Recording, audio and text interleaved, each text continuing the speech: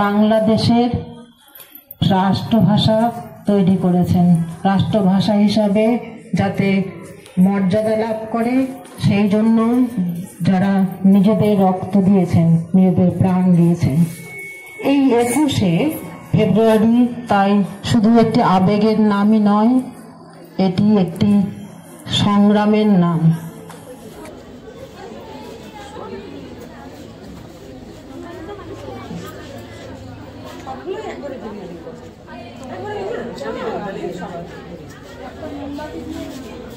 কিন্তু এটাতে এইভাবে কিন্তু জ্ঞানের পরিধি বিস্তৃত হয়। এইভাবে কিন্তু প্রত্যেকে তাদের কৃতজ্ঞতা, সম্মান, শ্রদ্ধা প্রকাশ করুক, এটাই আমরা চাই। শিল্পী দিদিমণির শরীরটা খুবই খারাপ, সেই কারণে শিল্পী দিদিমণি পর্যন্ত আসতে হয়তো তার মধ্যে দিয়ে হোক, ভালোবাসার মধ্যে দিয়ে হোক, সবকিছুর মধ্যে দিয়েই আমরা জানি ওনারা ওনাদের জ্ঞানের বিতরণ করবেন। বাকিদের সমস্ত কিছু যা যা বলার সবকিছুই প্রকাশ করছেন, ছাত্রীদের মধ্যে সেই জিনিসগুলো ছড়িয়ে দিচ্ছেন। তাই তোমরা সম্মাননা জ্ঞাপন শুরু করে দাও।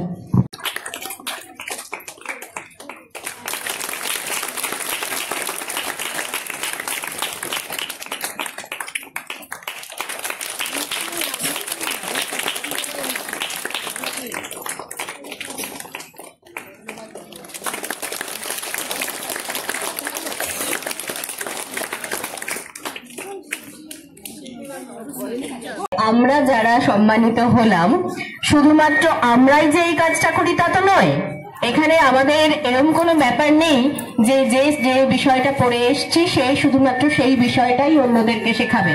আমরা সবাই কম বেশি চেষ্টা করি অন্যের বিষয়টাকেও নিজের বিষয় করে নিতে। ফলে শুধুমাত্র যে আমরাই সম্মানিত হব এটা একেবারেই কাম্য নয়। এটা যাদের মস্তিষ্ক প্রসূত সেই জায়গাটাতে আমাকে যদি রাখা হতো আমি বলতাম এটা সবার জন্যই হওয়া উচিত ছিল। তো শুধুমাত্র আমরা যে 5 জন বাংলা পড়াই বলেই আমাদেরকে আজকে বাংলার জন্য দেওয়া হলো সেটা নয়। বর্দি যেভাবে বাংলা ভাষাটা বলেন বা এখানে উপস্থিত যে সমস্ত দিদিমণিরা বসে আছেন তারা যখন অন্য বিজ্ঞানের ক্লাসে গিয়ে, ভূগোলের ক্লাসে গিয়ে বাংলা ভাষার বিষয়গুলো নিয়ে যখন উদাহরণটা দেন, কোনো অংশে সেখানে বাংলা পড়া দিদিমণিদের চাইতে কম কিছু তারা দেন না। সেটা আমার বলার চাইতে তোমরা নিজেরা অনেক ভালো করে জানো। ঠিক আছে, আজকে আমাদের অনুষ্ঠানটাকে আমরা এগিয়ে নিয়ে যাচ্ছি। আমি বাংলায় গান গাই, আমি বাংলার গান গাই, আমি আমার আমিকে চিরদিন এই বাংলায় খুঁজে পাই। আমি বাংলায় গান গাই, আমি বাংলার গান গাই, আমি আমার আমিকে চিরদিন এই বাংলায় খুঁজে পাই। আমি বাংলায় দেখি স্বপ্ন, আমি বাংলায় বাজে সুর, আমি বাংলার মায়া ভরা পথে হেঁটেছি এতটা দূর। বাংলা আমার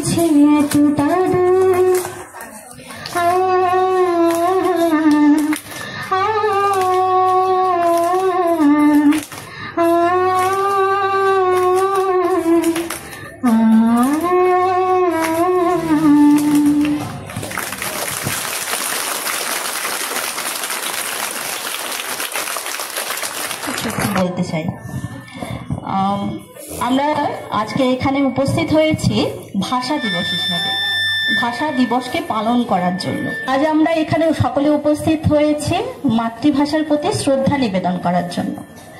কেন আমরা এই দিনটাকে বেছে নিলাম, কেন এই 21শে ফেব্রুয়ারি দিনটিকেই আমরা আন্তর্জাতিক মাতৃভাষা দিবস বলছি, সেই সম্পর্কে আমাদের একটা ইতিহাস রয়েছে।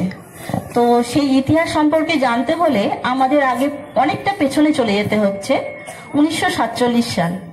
আমরা জানি সেই দিনটাতে 1947 সালের 15ই আগস্ট আমাদের দেশ স্বাধীন হয়। ব্রিটিশ শাসনের প্রায় 200 বছরের যে পরাধীনতা ছিল সেইখান থেকে মুক্তি লাভ করলো 1947 সালের 15ই আগস্ট। কিন্তু মুক্তি লাভ তো আমরা করলাম, কিন্তু আমাদের ভেতরে একটা ক্ষত থেকে গেল। ক্ষতটা কি?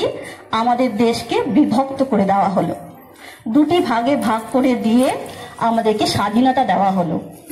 সেই স্বাধীনতা নিয়ে আমরা হয়তো খুশি হলাম, কেউ হয়তো খুশি হতে পারলাম না, কারণ অনেক মানুষকে সেই সময় নিজেদের বাসস্থান ছেড়ে অন্য জায়গায় যেতে হয়েছিল।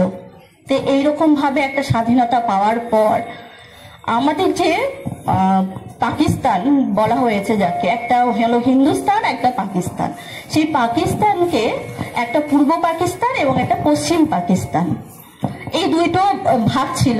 আমাদের যে পূর্ব পাকিস্তান তা আমাদের পাশেই অবস্থিত, তাদের ভাষা ছিল বাংলা, আর পশ্চিম পাকিস্তানের ভাষা ছিল উর্দু। তো পশ্চিম পাকিস্তানের ওপরে যখন শাসন ব্যবস্থা পরিচালনার দায়িত্ব দেওয়া হলো, তারা ঠিক করলো যে তারা উর্দু ভাষাটাকে নিজেদের ভাষা হিসেবে, রাষ্ট্র ভাষা হিসেবে চালু করবে।